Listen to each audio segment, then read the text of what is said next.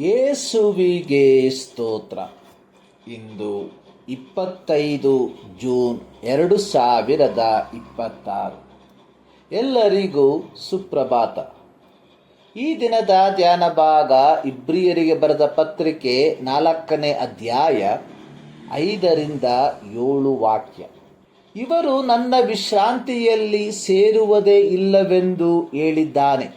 ಹೀಗಿರಲಾಗಿ ಆ ವಿಶ್ರಾಂತಿಯಲ್ಲಿ ಕೆಲವರು ಸೇರಬೇಕೆಂಬ ಮಾತು ಇನ್ನೂ ಇರುವುದರಿಂದಲೂ ಮೊದಲು ಶುಭವರ್ತಮಾನವನ್ನು ಕೇಳಿದವರು ಅವಿಧೇಯರಾದ ಕಾರಣ ಅದರಲ್ಲಿ ಸೇರದೆ ಹೋದದರಿಂದಲೂ ಬಹುಕಾಲ ಹೋದ ನಂತರ ಆತನು ದಾವೀದನ ಬಾಯಿಂದ ಮಾತಾಡಿ ಈ ಹೊತ್ತೇ ಎಂದು ಒಂದಾನೊಂದು ದಿವಸ ಗೊತ್ತು ಮಾಡುತ್ತಾನೆ.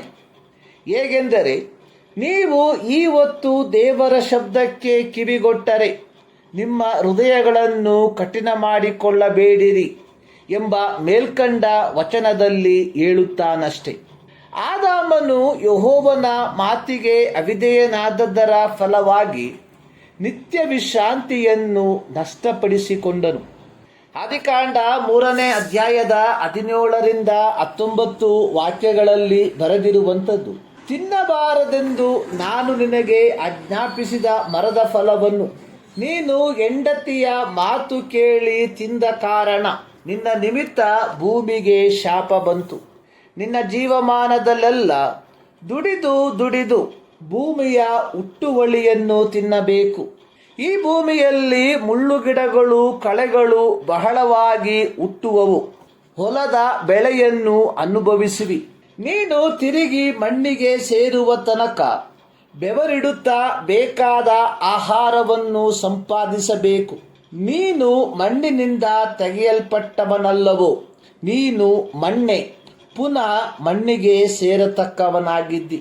ದೇವರ ಸ್ವರೂಪದಲ್ಲಿ ದೇವರ ಹೋಲಿಕೆಗೆ ಸರಿಯಾಗಿ, ಅಂದರೆ ದೇವರ ನೀತಿವಂತಿಕೆಯಲ್ಲಿಯೂ ಪರಿಶುದ್ಧತೆಯಲ್ಲಿಯೂ ಉಂಟು ಮಾಡಲ್ಪಟ್ಟ ಮನುಷ್ಯನು ದೇವರ ಮಾತನ್ನು ಮೀರಿ ದೇವರು ತಿನ್ನಬಾರದೆಂದು ಹೇಳಿದ ಮರದ ಹಣ್ಣನ್ನು ತಿಂದಾಗ ಅಲ್ಲಿಯ ತನಕ ಅವನು ದೇವರೊಂದಿಗಿದ್ದ ಅನ್ಯೋನ್ಯತೆಯನ್ನು ಕಳಕೊಂಡವನಾಗಿ ಮುಳ್ಳುಗಳು ಕಳೆಗಳು ಹುಟ್ಟುವ ಭೂಮಿಗೆ ಸ್ಥಳಾಂತರಿಸಲ್ಪಟ್ಟನು ಮತ್ತು ದೇವರೊಂದಿಗಿನ ವಿಶ್ರಾಂತಿಯನ್ನು ಕಳಕೊಂಡನು.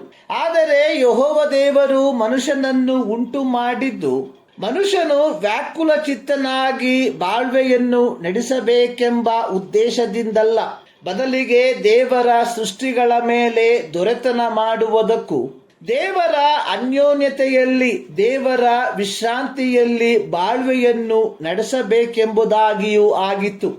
ಹೀಗಿರಲಾಗಿ ಯೆಹೋವ ದೇವರು ದಾವೀದನ ಮೂಲಕ ಬರೆಸಿರುವಂಥದ್ದು, ಈ ಹೊತ್ತು ಎಂಬ ಒಂದು ದಿನವನ್ನು ವಿಶ್ರಾಂತಿಯ ದಿನವನ್ನಾಗಿ ಗೊತ್ತು ಮಾಡಿದ್ದೇನೆ. ಈ ಹೊತ್ತೆ ಎಂಬ ದಿನವು ಹೊಸ ಒಡಂಬಡಿಕೆಯ ಎಲ್ಲ ಜನರಿಗೂ ಸಿದ್ಧ ಮಾಡಲ್ಪಟ್ಟಿರುವ ಒಂದು ದಿನವಾಗಿದೆ.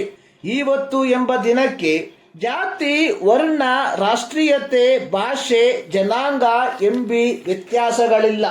ಈ ಹೊತ್ತೆ ಎಂಬ ದಿನವು ಪ್ರತಿಯೊಬ್ಬರ ಜೀವಿತದಲ್ಲಿ ಅವರು ಪ್ರಪ್ರಥಮವಾಗಿ ಸುವಾರ್ತೆಯನ್ನು ಕೇಳಿಸಿಕೊಳ್ಳುವ ದಿನವನ್ನು ಪ್ರತಿನಿಧಿಸುವಂತದಾಗಿದೆ.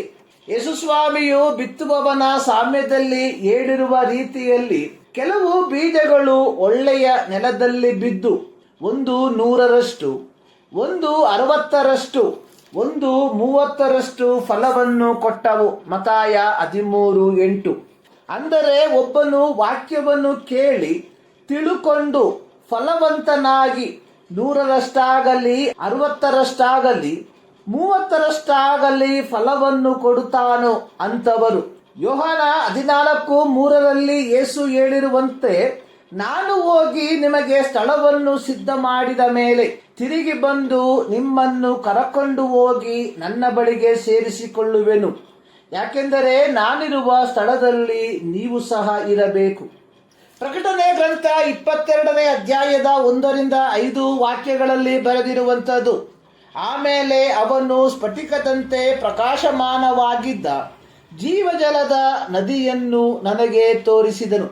ಅದು ದೇವರ ಮತ್ತು ಯಜ್ಞದ ಕುರಿಯಾದಾತನ ಸಿಂಹಾಸನದಿಂದ ಹೊರಟು ಪಟ್ಟಣದ ಬೀದಿಯ ಮಧ್ಯದಲ್ಲಿ ಹರಿಯುತ್ತಿತ್ತು. ಆ ನದಿಯ ಉಭಯ ಪಾರ್ಶ್ವಗಳಲ್ಲಿ ಜೀವವೃಕ್ಷವಿತ್ತು. ಅದು ತಿಂಗಳುಗಳಿಗೆ ಫಲವನ್ನು ಫಲಿಸುತ್ತಾ 12 ತರದ ಫಲವನ್ನು ಕೊಡುತ್ತದೆ. ಆ ಮರದ ಎಲೆಗಳು ಜನಾಂಗದವರನ್ನು ವಾಸಿ ಮಾಡುವುದಕ್ಕೆ ಪ್ರಯೋಜನವಾಗಿದೆ. ಇನ್ನು ಶಾಪಗ್ರಸ್ತವಾದದ್ದು ಒಂದು ಇರುವುದಿಲ್ಲ. ಆ ಪಟ್ಟಣದಲ್ಲಿ ದೇವರ ಮತ್ತು ಯಜ್ಞದ ಕುರಿಯಾದ ಆತನ ಸಿಂಹಾಸನವಿರುವುದು. ಆತನ ದಾಸರು ಆತನಿಗೆ ಯಾಜಕ ಸೇವೆ ಮಾಡುವರು. ಅವರಿಗೆ ಆತನ ಮುಖದರ್ಶನವಾಗುವುದು. ಅವರ ಹಣೆಗಳ ಮೇಲೆ ಆತನ ಹೆಸರು ಇರುವುದು. ಇನ್ನು ರಾತ್ರಿ ಇರುವುದಿಲ್ಲ.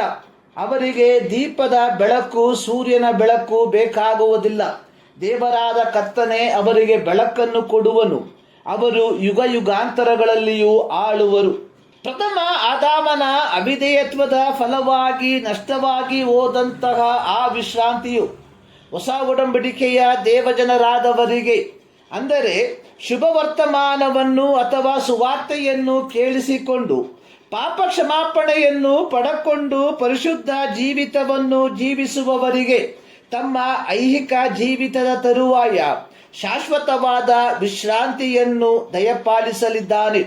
ಪ್ರೀತಿಯ ದೇವಜನರೇ, ನಾವುಗಳು ಆ ವಿಶ್ರಾಂತಿಯನ್ನು ಸೇರಲಿರುವ ಗುಂಪಿಗೆ ಸೇರಿದವರಾಗಿದ್ದೇವ, ಅಥವಾ ಶುಭ ವರ್ತಮಾನವನ್ನು ಅಥವಾ ಸುವಾರ್ತೆಯನ್ನು ಕೇಳಿಸಿಕೊಂಡಾಗ್ಯೂ ಅವಿಧೇಯರಾಗಿ ಹೋಗುತ್ತಿರುವ ಜನರ ಗುಂಪಿಗೆ ಸೇರಿದವರಾಗಿದ್ದೇವ? ಒಮ್ಮೆ ಯೋಚಿಸಿ ನೋಡಿ. ಈ ಮುಂಜಾನೆಯಲ್ಲಿ ಸರ್ವಶಕ್ತನಾದ ದೇವರು ಈ ಅಧ್ಯಯನದ ಮೂಲಕ ನಿಮ್ಮನ್ನು ಆಶೀರ್ವದಿಸಲಿ.